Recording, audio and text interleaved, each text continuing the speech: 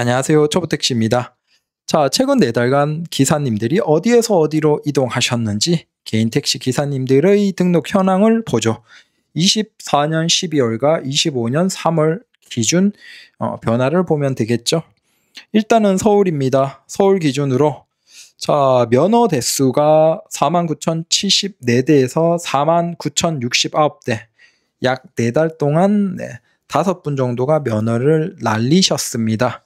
그래도 좀 양호하네요. 보통 1년에 10분, 20분 정도가 날리는 걸 감안하면 양호한 것 같습니다. 자, 여러분들 저녁에도 술 마시지 마십시오. 최근에 뉴스 나왔죠? 이제 오전 음주 단속을 더 철저하게 한다라고 하죠. 왜냐하면 뭐 그게 술인지 약인지 마시고 이제 막 밀어버리는 이상한 사고들이 증가해서 그런지 경찰에서도 오전 단속도 좀 열심히 한다라고 하니까 별일 있겠어 그러고 이제 퇴근하시고 반주나 술 드시고 아침에 아직 집기 남았는데 운행하시다가 바로 1억 호로록 날아갑니다. 제발 우리 기사님들은 웬만하면 그냥 술 끊으십시오. 그 다음 서울의 중형이 어떨까요? 자, 개인 택시의 꽃은 중형이라고 생각합니다. 자, 작년 말 기준으로 45,522대입니다. 45,522대. 근데 이게 불과 4달 만에 45,602대로 약 80대 가량이 증가했습니다. 역시나 우리 기사님들이 현명하죠. 중형이 지금 증가하고 있습니다. 놀랍게도. 자, 그러면 모범을 한번 볼까요? 모범은 677대에서 655대까지 지금 내려왔습니다. 모범이 한참 많았을 때 3000대까지 넘었는데 지금 650대까지 왔습니다. 우리가 많은 기사님들이 다 개개인들이 많은 생각을 하잖아요. 근데 이 기사님들이 움직이는 게 거의 정답에 가깝다라고 보시면 됩니다. 여러분들 생각해 보십시오. 고급 대형 정말 광고도 많이 하고 요즘 꽃이죠. 놀랍게도 막 TV에도 광고 비슷하게 나오는 걸 보면서 깜짝 놀랐습니다. 뉴스에 나오는 걸 보면서. 엄청 꽃이죠. 그런데 왜 기사님들이 안 하고 요즘에 중형으로 쭉 넘어갈까요? 다 알죠. 가면 고생한다는 걸 알죠. 게다가 손님은 한정되어 있어요. 그래도 중형은 일반 손님들, 뭐 택시를 생각하는 손님들은 다 타기 때문에 상관없는데 고급 대형은 손님이 매우 한정되어 있어요. 근데 기사님이 늘어나면 어떻게 될까요? 더 매출 내려가고 박이 트지는 거죠. 그 고생을 왜 하십니까? 그래서 자, 고급 대형은 늘어나긴 늘어났습니다. 작년 말 기준 2,265대에서 지금 2,299대. 고작 몇십 대 늘었죠. 한 30대 조금 더 늘었고 지금 지난달 뭐 정도까지 하더라도 약 한 45대, 50대 정도 늘었겠네요. 하지 마십시오. 고급 대형은 너무 많이 얘기해서 기가 따갑겠지만 계속 얘기 드립니다. 그리고 또 최근에 우버가 인천공항 매출이 잘 나온다라는 그런 얘기를 들으셨죠. 여기 조금 다른 게 의미가 뭐냐면 우버 같은 경우에는 최근에 뭘 바꿨냐. 그 짐을 꽤 넉넉하게 실을 수 있는 택시를 구분해서 호출을 띄워주기 시작했고 아무래도 그게 공항 가는 손님들은 내가 짐이 있으니까 좀 더 확실하게 짐을 넉넉하게 실을 수 있는 그 차량을 선택하다 보니까 솔직히 얘기해서 저는 조금 손해죠. 소나타나 K5 같은 것들은 선택을 못 받으니까. 반면에 이제 뭐 약간 SUV 같이 생긴 그런 차량들은 좀 더 인천공항에 특화돼서 콜을 좀 더 많이 받는다라고 보시면 됩니다.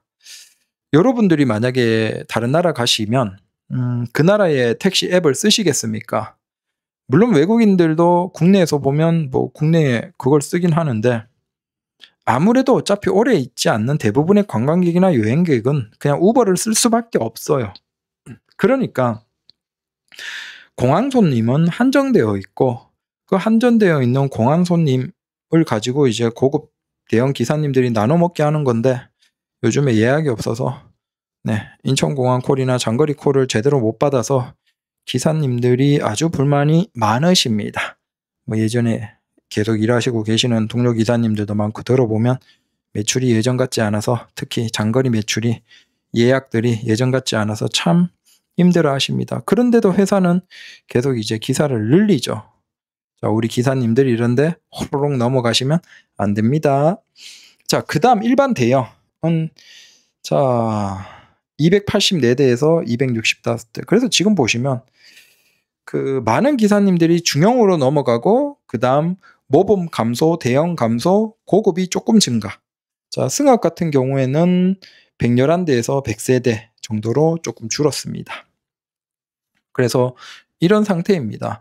고급을 관심 가지고 들어가는 기사들이 계시긴 하신데 뭐 모르겠습니다. 왜 후회할 일을 하시는지는. 네, 그렇습니다.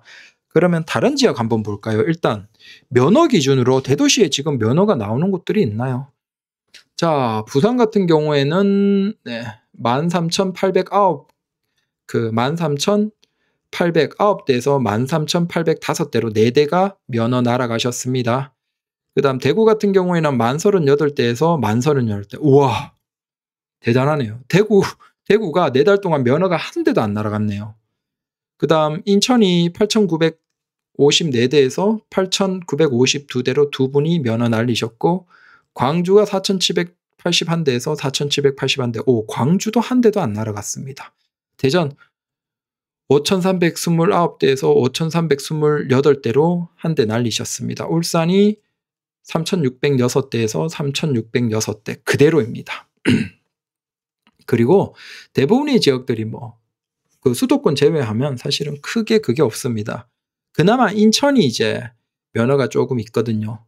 그 다른 것들 하시는 분들. 그래서 모범이 인천 같은 경우에는 40대에서 39대로 한 분 줄으셨고, 고급은 80세대에서 88대로 5대 늘어났네요. 대형은 52대에서 48대로 4대 정도 감소했고, 그러면 결국 그냥 대형 기사님이 넘어왔다라고 봐도 되겠네요. 승합은 21대에서 20대입니다. 그 외의 지역은 별다른 특이사항은 없습니다. 경기도 한번 볼까요? 근데 경기도는 이게 면허가 발급되는 곳들도 있어서 이걸 면허 전체로 단순히 면허 날아간 걸 확인할 수는 없습니다. 그래서 경기 전체 면허가 작년 말 기준 27,497대에서 27,495대로 2대가 감소했습니다. 근데 이걸 알 수는 없고, 중형이 26,890대 정도에서 26,860대, 한 20몇 대, 30대 줄었네요. 경기도 전체에서 모범이 230대밖에 되지 않습니다. 그게 221대까지 줄었고, 고급도 경기도에 보십시오. 대형 먼저 하죠. 대형 24대에서 24대 똑같고, 승합 27대에서 7대 똑같습니다. 근데 경기도가 작년 말 고급 대형이겠죠. 세단 비롯해서 332대에서 361대로 늘어났습니다. 네, 경기도 전체니까 사실은. 그래서 경기도랑 서울 고급 정도로, 고급 대형으로 보시면 대략 30분, 30몇 분, 40분 정도 해서 대략 지금까지로 본다면 한 100여 분 정도는 늘어났겠네요. 수도권에서. 자, 그러면 이렇게 100여 분 정도가 늘어나면 어떻게 될까요? 손님이 이렇게 따라 늘어날까요? 그러니까 제가 예전에 하던 그때, 그리고 저보다 더 예전에 하던 그때는 차가 적어요. 지금보다 훨씬 적었겠죠. 그러면 인천공항 그래도 잘 받고 가서도 따당 잘하고 하는 거예요. 근데 지금 계속 이렇게 늘어나면 어떻게 되죠? 인천공항 손님이 이만큼 늘어나요? 비례해서? 안 늘어나잖아요. 네. 그래서 가시면 고생하십니다. 심지어 거기에서 이게 그나마 스타리아 같은 거 안 뽑고 비싼 것들 차 뽑아서 들어가시는 분들 보면 저분들은 자원봉사자이신가 라는 생각도 들고. 그렇습니다. 그런데 전체적으로 보면 모범이나 일반 대형은 이제 감소를 하고, 고급은 조금 늘어나고, 중형으로 계속 기사님들이 몰리고 있습니다. 사실 중형만 해도 이제 지금은 충분하거든요. 그래서 그렇습니다. 얘기 드릴 건 제발 술 드시지 마시라, 그리고 면허 날리지 않게 조심하시라. 의외로 다른 지역들은 거의 면허가 날아가는 게 없는 것 같고, 그래도 서울이 아무래도 개인 택시 대수가 많다 보니까 면허를 날리시는 분들도 타 지역보다는 좀 많은 것 같다라는 겁니다. 자, 요건 이제 전기 택시 그 충전 비용 관련으로 어느 정도 적자냐라고 어느 분께서 물어보셨어요. 그래서 전기 택시 충전 비용이 사실은 다 적자이기 때문에 이게 오를 수밖에 없다라고 얘기하니까 그 회사들이 어느 정도 적자냐라고 얘기하셔서 저거 설명을 한번 드릴게요. 자, 일단 지금 24년까지 대부분의 전기 충전 사업자는 적자입니다. 특히 최근에 어떤 문제가 있었냐면 청라 화재 있었죠. 그 화재로 인해서 이제 예전보다 지상에 설치하는 비율이 늘어나는데 지상에 설치하면 지하에 대량으로 설치하는 것보다 지하 주차장에 설치하는 것보다 30에서 40% 정도가 비용이 증가한대요. 그러다 보니까 안 그래도 적자인데 적자가 심해지는 거죠. 그래서 단순 환산하면 급속 충전기 한 기당 월 평균 매출이 약 150만 원이래요. 근데 전기요금 유지비 제외하면 150만 원 매출의 순이익이 20만 원 정도라는 겁니다. 급속 충전기 한 기에. 완속은 거의 돈이 안 남는 수준이래요. 지금이 이 상황입니다. 자, 그러면 이런 기본을 바탕으로 자, 최근의 회사들 상황이 어떻냐. 일단 25년 3월 기준으로 국내 전체 전기차 충전기 수가 36만 8천 기래요. 자, 이 얘기는 이제 그 충전기를 설치해서 보조금으로 뭔가를 기대할 수 있는 건 거의 끝나가고 있다라는 겁니다. 이제는 뭐 전기차 충전기를 찾는 건 어렵지 않잖아요. 많거든요. 결국은 전기 요금에서 수익을 내야 돼요. 그러니까 예전이라면 보조금이 있고 그다음에 전기 충전에서 수익이 있고 근데 전기 충전 수익은 거의 안 났고 보조금으로 돈을 벌었는데 이제 보조금을 탈 만한 설치가 예전만큼 없다라는 것이죠. 그러면 이제 충전으로 수익을 내야 돼요. 그러면 지금 흐름상으로는 충전으로 수익을 내줘야 되는데 문제는 전기차가 안 팔리니까 전기차를 팔기 위해서 기준 충전 가격을 안 올리는 거예요. 환경부 쪽에서. 그리고 환경부가 민간으로 이양하기로 했던 기기들도 이양을 하는 사업을 멈춰버리니까 지금 전기 충전 사업자들이 뻥찐 거예요. 자, 원래 계획 같으면 이제 민간으로 저 환경부의 전기 충전 기기들이 넘어오고 그러면 그게 민간으로 넘어왔을 때 이제 민간 사업자들끼리 현실적으로 요금을 쭉 인상하는 거죠. 그 인상하는 금액이 최소한 400원 중후반에서 500원대로 넘어가고 당연히 완속도 이제 뭐 300원 이상으로 올라가겠죠. 이건 자연스러운 흐름이었어요. 그래서 원래 그 환경부의 이양 사업으로 본다면 이미 지금 웬만큼 민간으로 넘어온 상태에서 민간이 그걸 환경부 거 오래된 거 싹 이제 최신으로 바꾸면서 전체적으로 충전 요금이 올라가고 충전 요금이 현실화 되었어야 될 게 지금 시점이에요. 근데 이게 전기차가 작년에 급격하게 안 팔리기 시작하다 보니까 전기차 팔라고 일단 그 사업을 멈춘 거예요. 왜? 전기 요금이 올라버리면 민간 사업자들로 넘어가서 민간 사업자들이 수익이 나는 구조까지 막 400원 중후반 500원까지 올려버리면 그 연료비를 바탕으로 전기차를 파는 자동차 회사들이 못 파는 거예요. 그것 때문에 지금 멈춘 상태라고 이해를 하시면 돼요.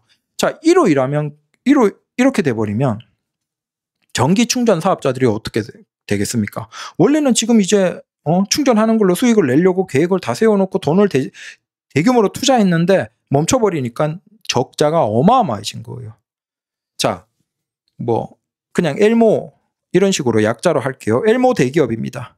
약 22,000개 정도 운영하는 사업자인데 작년 하반기에 매출이 96억, 영업 손실 138억, 단기 순손실이 129억. 그냥 영업 손실이 그냥 100억대예요.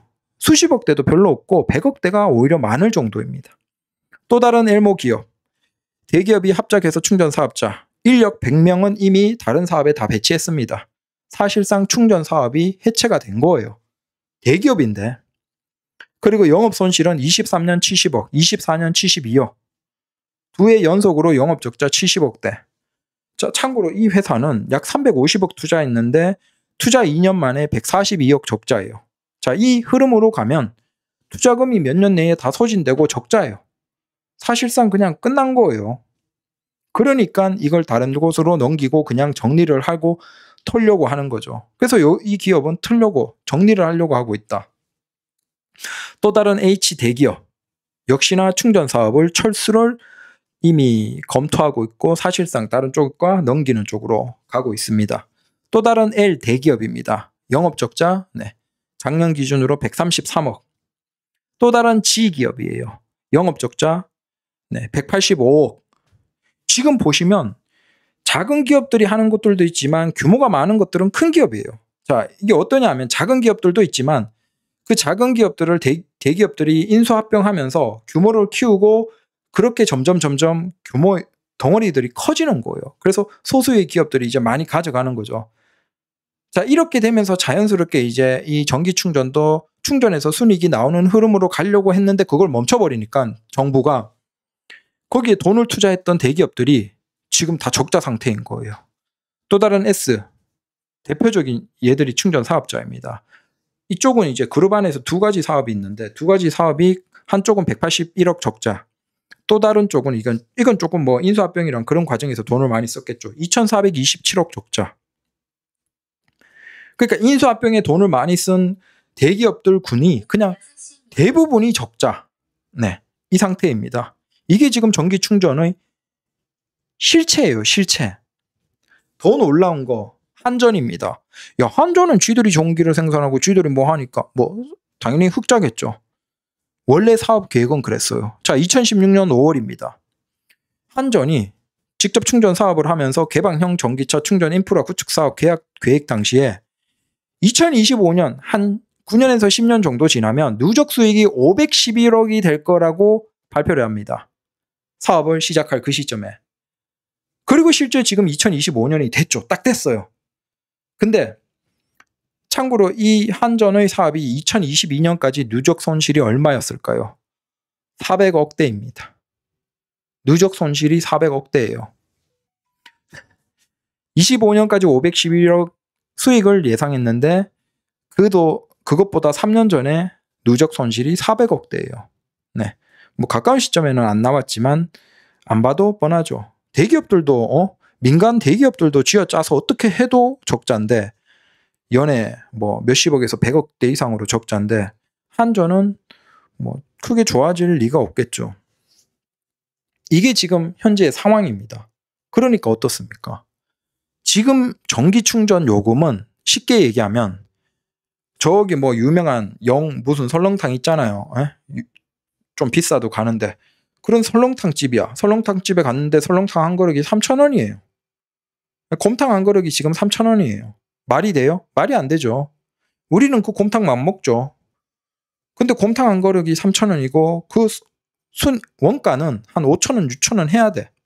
그리고 조고문들이랑 거기 장사하고 돌리는데 돈 남기려면 최소 한 12,000원, 13,000원 해야 돼.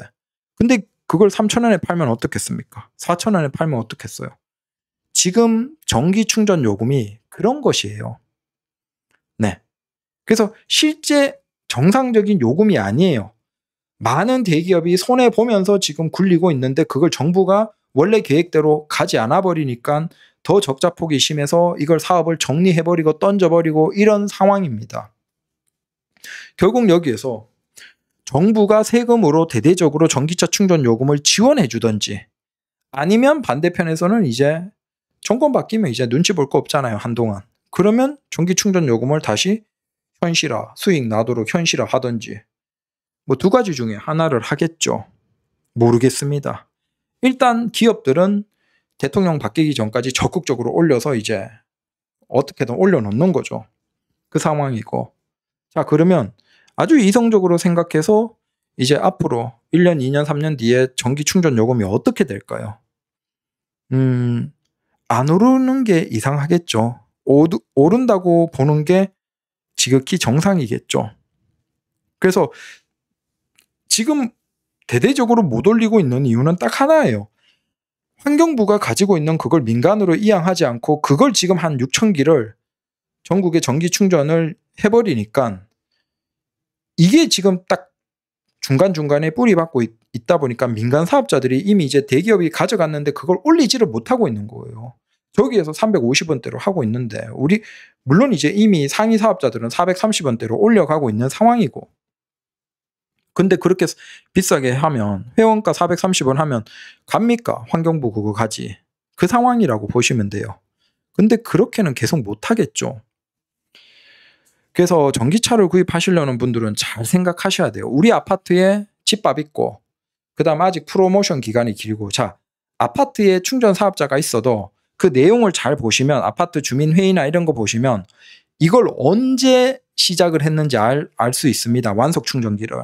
그러면 걔들이 왜 프로모션 막 어떤 분들 댓글 남기시죠. 우리 지역에는 뭐 우리 집은 190원인데 뭐 200원인데 우리는 아직 싸게 하고 있는데 뭐 그런 댓글을 다시는데 선생님 190원 200원이 그게 계속 가는 돈이 아니고 지금 그건 아니라니까요. 이미 완속도 200원 후반 300원 다 넘어가고 있어요. 근데 왜 190원 이런 게 있냐 하면 그 아파트에 설치를 하면 계약을 따내서 설치를 하면 한 개 설치하는 거에서 따라서 보조금이 나와요. 지금 충전 사업자들은 그 설치해 주면서 보조금으로 먹고 사는 거예요. 그러다 보니까 그 수주를 따내려고 설치를 따내서 보조금을 타내기 위해서 수주를 따내려고 아파트에 우리가 일정 기간 동안은 더 싸게 공급을 해드릴게요. 우리 거 해주세요라고 하는 거예요. 그래서 몇 개 사업자들이 아파트에서 충전 사업자를 찾으면 지원을 하죠. 그러면 서로 이제 우리가 더 싸게 해드리겠습니다. 경쟁 기업보다 그걸 하는 거예요. 근데 그건 손해보는 것이기 때문에 계속 못하는 거예요. 그래서 짧으면 6개월, 길면 1년, 2년 정도를 프로모션 해주고 그 기간에는 우리가 싸게 해주겠습니다. 라고 하는 거예요. 근데 그 기간이 지나면 현실적인 평균 가격으로 올라가는 거예요. 그래서 지금 완속도 아파트의 완속 가격도 오히려 초기에 계약했던 것들은 이미 200원 중후반이 넘어버린 것들이 많아요. 반면에 아직 190원, 100원대인 곳들도 있죠. 그게 지금 언제 그 설치를 했냐, 그 프로모션 시작했던 그 시점에 따라서 지금 차이가 나고 있다라고 보시면 되는 겁니다. 그래서 그 완속이 지금 우리 아파트는 100원대라고 해서 그게 계속 가는 게 아니에요. 뭐 그 아파트가 어떤 좋아서 장점이 있어서 가는 게 아니고 그냥 단기적으로 계약 따내려고 그렇게 저렴한 충전비를 주는 거예요. 그래서 잘 생각하셔야 된다. 사실은 원래 같으면 이미 전기차 택시로 할 만한 것들이 2천만 원 후반까지 내려왔어야 돼요. 3천만 원 초반이나 2천만 원 후반까지 가격 순수 차 가격이 내려오고 거기에서 보조금으로 한 2,500만 원, 2,400만 원까지 내려와서 진짜 가스 택시와 똑같은 가격대가 되는 거죠. 그러면 거기에서 고민하고 우리가 비슷한 연료비가 올라가는 거예요. 전기 택시의 충전 가격이 비슷하게 올라가고 그러면 연료비가 똑같아. 그러면 거기에서 우리가 차이를 바탕으로 선택을 하는 거예요. 원래 흐름으로는 그렇게 갔어야 돼요. 근데 지금 자동차 회사는 계속 보조금을 타먹고 가격을 안 내리고 있죠. 그로 인해서 지금 문제가 발생하는 거예요. 그래서 전기 택시를 우리가 편하게 선택을 하려면 가격이 한 2천 후반까지 순수 차 가격이 내려와야 돼요. 그리고 보조금 받고 2천 중반. 그러면 이제 소나타 같은 것과 1대1 비교가 되고 그러면 연료비가 막 500원, 550원 이상으로 올라도 상관이 없는 거죠. 그 연료비 차이는 뭐 비슷하더라도 정비가 덜하고 조용하고 빠르고 그 장점에서 전기 택시를 선택하느냐 아니면 가스 택시를 선택하느냐. 자, 그 흐름으로 가는 게 정상인데 우리는 아직 자동차 기업이 보조금 타먹으려고 가격을 안 내리고 있죠. 국가에서는 뭐 사실상 독과점이니까 자동차가 이 상황이라고 이해하시면 됩니다. 그래서 그렇습니다. 자, 결론은 우리 기사님들 저녁에 반주도 하지 마십시오. 네, 감사합니다.